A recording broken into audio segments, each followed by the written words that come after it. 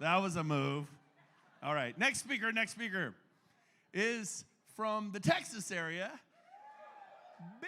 Big star, spent a lot of years with ReMax. They loved him. He taught, trained, coached, and then he decided 4 years ago, he goes, I'm going to go on my own and just go independent. And the first week, 3 people joined him. The next week, 3 more. At the end of the first month, 12. At the end of the first year, he had over 100 agents because people are drawn to this man. And he wanted to be a pastor, and then he ended up being in the business world, and he just looks at that the same way. Within 4 years, he had over 400 people at his independent brokerage. They all love him, and he's going to come up here and tell you why one of the largest independent brokerages in the nation joined eXp just a few months ago, and why. He's a very special person. Help me welcome all the way from Houston, Texas, Mr. Frank Gray, everybody. God bless you, man.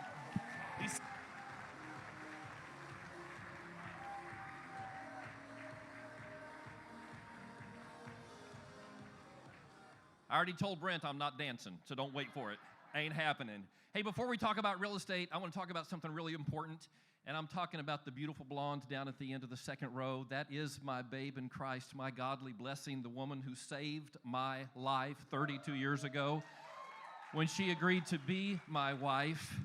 We are here with you in Cabo this week celebrating our brand new affiliation with the greatest real estate company in the world, eXp. But we're also here celebrating our 32-year affiliation with each other as husband and wife. So, love you, baby. Happy anniversary. I want to talk to you this morning for a few minutes about a mission, a ministry, and a calling. I never wanted to be a real estate agent, and that's because my mama was one. That was back in the prehistoric 1970s. If my mom was home, she was literally tethered to the wall, her movements restricted by the length of the telephone cord. And if we went out of the house, it was even worse because my mom was an incessant prospector. Everywhere we went, if it was Kentucky Fried Chicken, she was handing her business card over the counter to the manager. If we're going to the grocery store, she's walking down the aisles, handing business cards to everybody in front of the green beans. Ma'am, have you thought about buying a new home? She'd interrupt the guy trying to get a pork chop. Sir, have you considered investing in real estate? It was humiliating. Me and my sisters determined whatever life brought us, we would never, ever, ever be real estate agents. Of course, I had other plans of my own. Like most boys, I love to play cowboys and Indians and shoot BB guns, but I really dreamed about someday being a pastor, being a minister, being a missionary. And my sisters and I, while still in grade school, put together this strategy for the evangelization of the nation of India. Now, I never got to be a missionary, and to this day, I've never stepped foot in the nation of India. But that sense of calling permeated my childhood, so that when I graduated from college, it was no surprise to anybody that I headed off to seminary and then served as a youth minister in New Mexico, then a senior pastor in Missouri, all in my 20s. But by my early 30s, it was time to take a sabbatical. I wanted to go back to school and earn my doctorate of ministry degree. And of course, by then, Mary and I had 2 incredibly wonderful, beautiful children, and they liked to eat. So had to take a job. And I got one managing a Kinko's store. It was all right. It paid the bills, kept the food on the table. But one day I was sitting at the kitchen table in our tiny little apartment, just flipping through the newspaper, because this was the olden days. And I came across an ad. It was a big wanted ad, a help wanted ad from the ReMax organization. They were looking for a management consultant. And they specifically wanted somebody who'd been to grad school and who enjoyed public speaking. I showed the ad to Mary. I said, honey, ReMax is looking for me. And even though I wasn't looking for another job, I made a phone call, went through a couple interviews, and I was told at a certain day and a certain time, you need to be available because you're going to get a phone call from the HR director at ReMax World Headquarters giving you the terms of an employment offer. So sure enough, the appointed day and time came. I'm working on the floor at Kinko's. One of my coworkers comes to me and says, Frank, there's a call for you. So I walked over to the wall, picked up the receiver, because this was the olden days. And sure enough, it's a very nice lady from Denver going through the terms of an employment offer. But while she is talking in my ear, I am having another conversation, and this one with God. And it went something like this. Lord, I know this is a better job, and I know it's more money, and I know it's in more alignment with my strengths and the things that I like to do. But God, I don't really want another job. I want to be back in ministry. I want to be a pastor again. I want to walk in my calling. And just as clearly as I have ever heard anything in my life, before then or since then, God talked back to me. Not out loud, but in my spirit. And he said to me regarding this employment offer, Frank, this is a mission and a ministry and a calling. I knew right then that I was being reassigned from the back row, the safety of the church, and sent out into the trenches, the nitty-gritty, the down and dirty world of real estate sales, working with real people, folks that I would never have met otherwise, people from all kinds of backgrounds, people from all over the world. And because I am a soldier under command, I said, yes, sir, to the Lord, and yes, ma'am, to that nice lady on the phone. That launched a 20-year-plus career with the ReMax organization, and I loved every day of it. I was a coach and a consultant. I got to run regions around the country, Ohio, Florida, Carolinas, Texas. My last few years with ReMax, I was their master trainer worldwide, created their broker owner training videos, got to travel the world training broker owners how to build strong, profitable businesses. They flew me to the world headquarters every month to train all their new franchisees from around the world. It was an incredible run. And it was because I never looked at it as a job, but I saw it as a mission, a ministry, and a calling. I loved the top producer culture at ReMax. We had the best of the best. That's what we told ourselves. But as so often happens personally and with organizations, sometimes our strength can also be our weakness. And I became increasingly frustrated and disturbed by the lack of opportunity that we provided to really good people, really talented people, motivated, fired up, people who were going to have an incredible real estate career, but we would never give them a chance because they were new, they were unproven, or in many cases, even when a broker owner was willing to hire them, they couldn't gain traction because the fees were so high. And whenever they had a closing, the broker kept most of it. They never had enough to really put food on their own table or reinvest in their business. And over time, that disturbance in the force led to a new assignment in my mission, ministry, and calling. Brent mentioned it a moment ago, just over 4 years ago. I left the ReMax organization and started my own independent real estate brokerage, Abby Realty, named after our beautiful daughter with special needs, Abby. There were 4 agents, I called them the Courageous Four, and one very scared broker who gathered at our house on the night of November 15th, 2017. Mary provided chili and cornbread, and we plotted the start of this new company. I was scared, not because I thought it would fail. I knew I was going to provide what agents needed. In fact, we were very confident that ultimately we would 10x this organization. We'd have 30 or 40 agents someday. Now, I was scared a little bit because this was the first time in my life I had stepped away from the security of a W-2 paycheck. And I just wanted to make sure that I would still be able to put food on the table. But I need not have worried, because the very next week, 3 more joined us. The next week, 3 after that. The next week, 3 again. Couple months into it, I joined Frank Klesich and his recruiting group at Viral Marketing, and by the 6-month mark, we had 100 agents. Yeah. By our 4-year anniversary, just past November, we had 472 incredible agents. We were strong, respected, profitable, seemingly unstoppable. In fact, every year of our 4-year history, we were the fastest growing independent real estate brokerage in the state of Texas.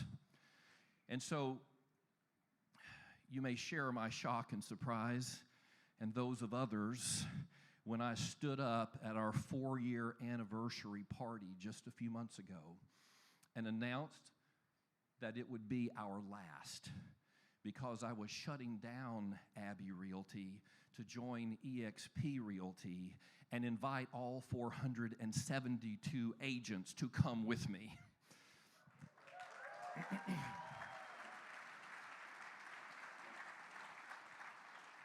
The obvious question you should be wondering right now, and the question I have been getting ever since, is why?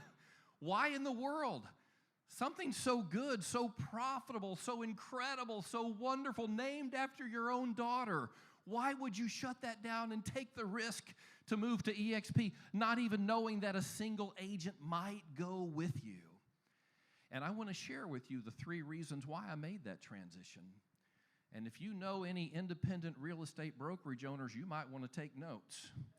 Because I guarantee you that no matter how good things are for them, no matter how successful they are, no matter how good it looks from the outside, there are some things that keep that broker awake at night. There are some problems an independent real estate broker cannot solve. And if you're aware of those, you can ask the right questions that leads them to the right answer to all their problems. And that answer is spelled in 3 letters, eXp. So here goes. Number 1, why did I transition from Abbey Realty over to eXp? Because it eliminated my financial risk and legal exposure as a broker owner.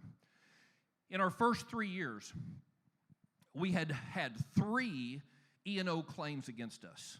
2 of them were completely bogus, and yet the E&O company didn't want to incur the cost of a legal defense, so they just settled automatically. They didn't even look into it. They made a payout.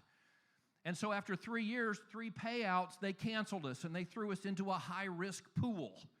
Now, my E&O premium quintupled, and my per-claim deductible went from $1,000 to $50,000 per claim. Now, last year, we closed over 2,500 transactions. That's 5,000 transaction sides. You know what that means to a broker owner? 5,000 chances to get sued. And last year, there were 2 of those circulating through the system early on. And in both cases, it was a buyer suing a seller for failure to disclose structural defects in the home. Of course, the listing agent knew nothing about it. I knew nothing about it. But guess what? They got sued and I got sued because I'm Mr. Big Pockets. In the eye of these buyers, they always go after the broker. But what you may not know, and you need to know this, is that non-disclosure is considered a willful act. It's fraud, and therefore it is not covered by E&O insurance. It's not an error. It's not an omission. It's considered a criminal act.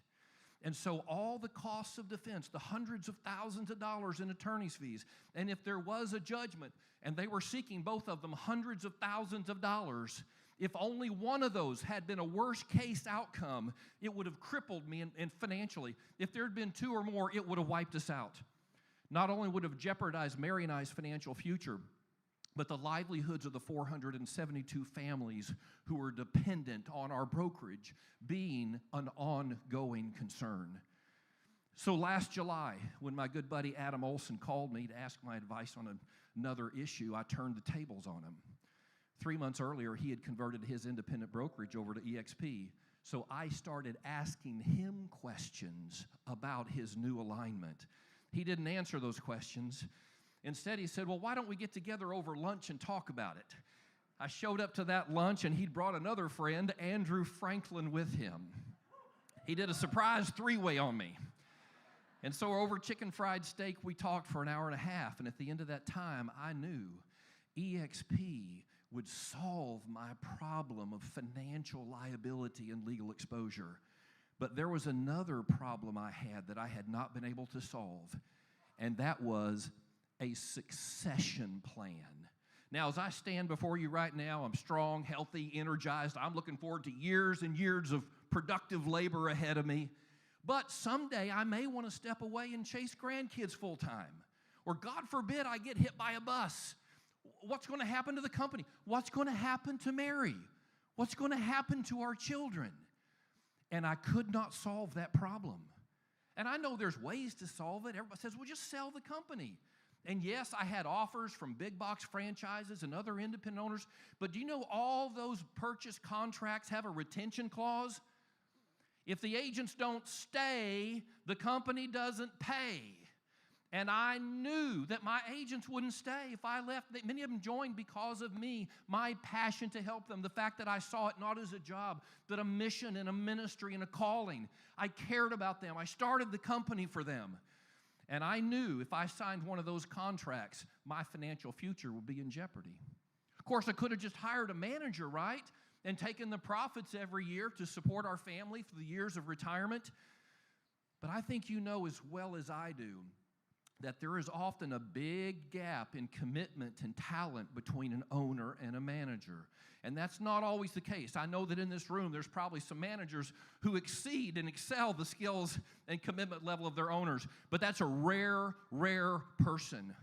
And as I looked around my world, I didn't have anybody that I would feel comfortable handing the keys to my company to. I did not have a succession plan.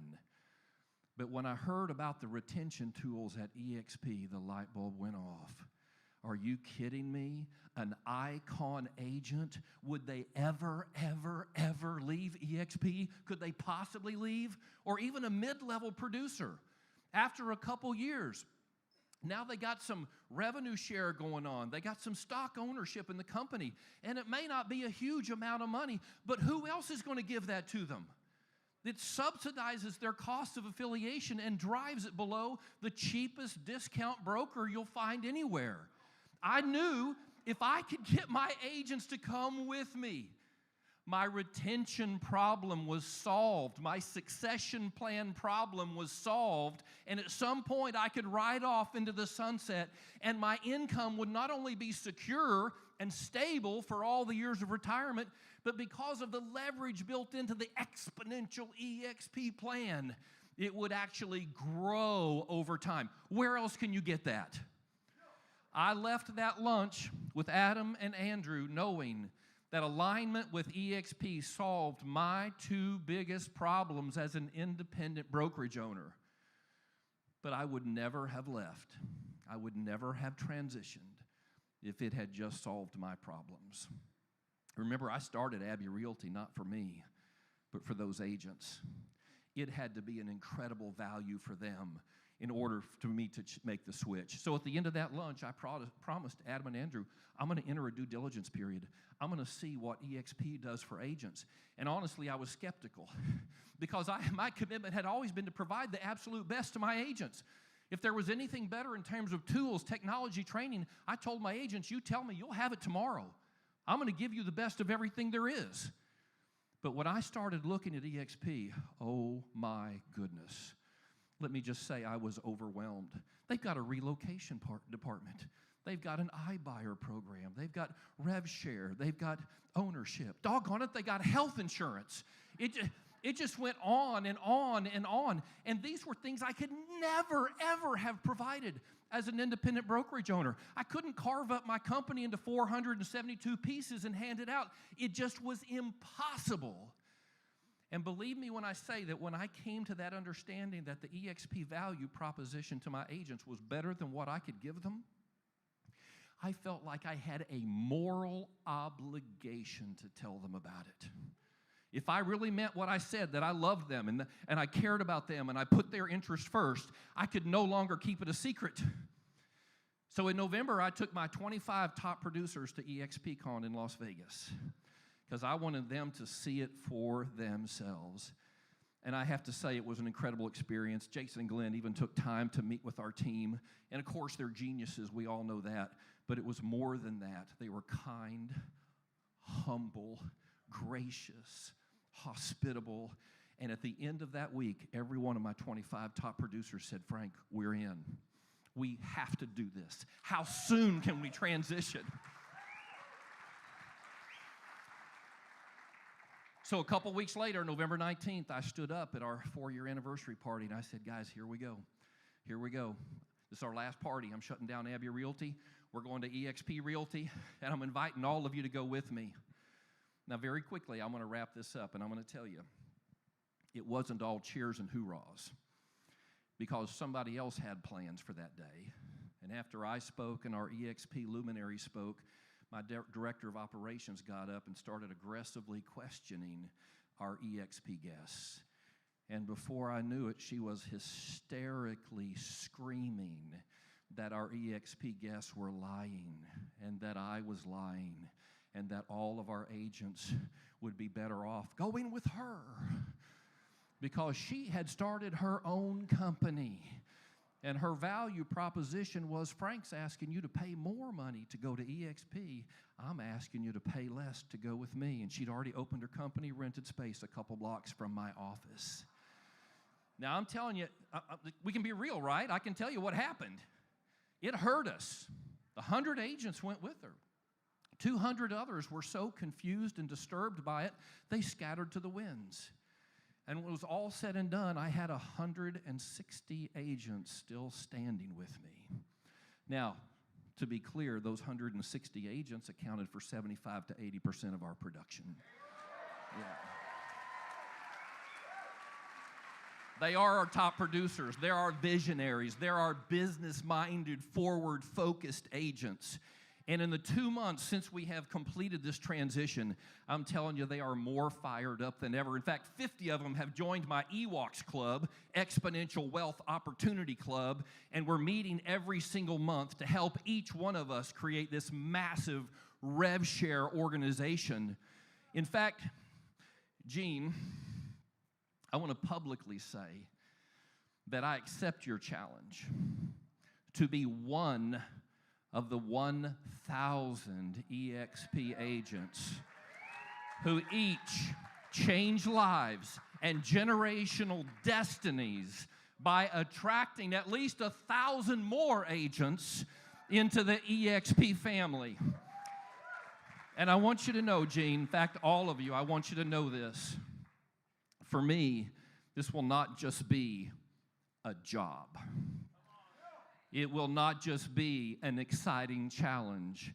It will not just be an incredible financial opportunity, but it is a mission, a ministry, and a calling.